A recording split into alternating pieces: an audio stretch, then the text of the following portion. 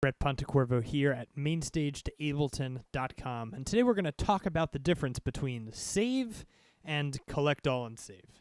There's quite a difference. It's going to be amazing. So, I have bounced down some stems, and I have a video on how I bounce down stems. If you would like to check that out, there is a link in the details below. I like to rename my tracks so that it gets rid of the default name, in this case, stems track. And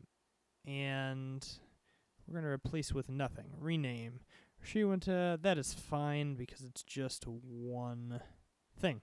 All right, so now what we're going to do is we are going to drag these files in to Ableton. And if you hold down Command, it'll make new tracks for them. And I'm just going to give my computer a hot second to figure out what all of those files are. Now, as that's processing, what you'll notice is in here, my computer is starting to make these files. That is Ableton's understanding of what each of these things is. It's like little documentation. And it's maybe a little bit more interesting to watch it happen here. Yeah, because you get to see all of the things colored in.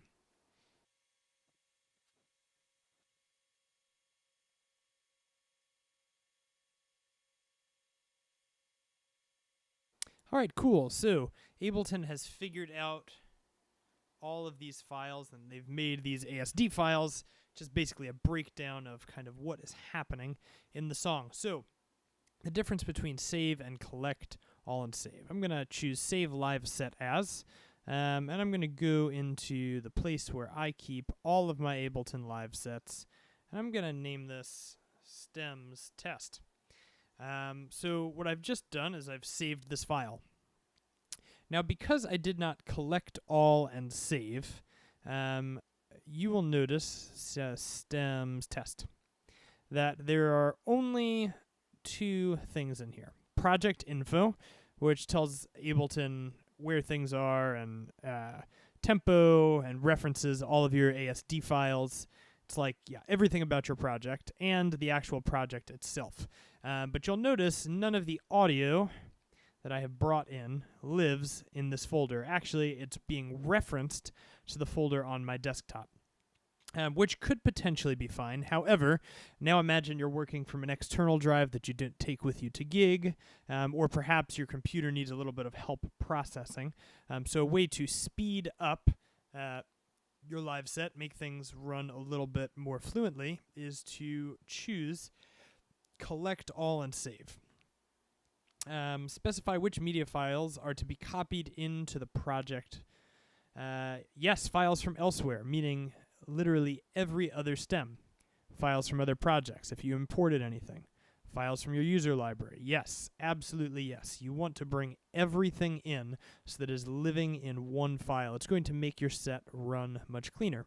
So I'll hit OK, and you'll see it's copying your files. Now, when we head back over here to our stems test project, you'll notice there are some new folders. When I go into my samples, imported, because we drag them in, you'll see all of our stems. And the same would happen if we were dealing with MIDI or anything else. Every single thing is brought in. And so this is one way to help your Ableton Live set run a little bit more quickly. And it also helps now to understand the difference between save and collect all and save.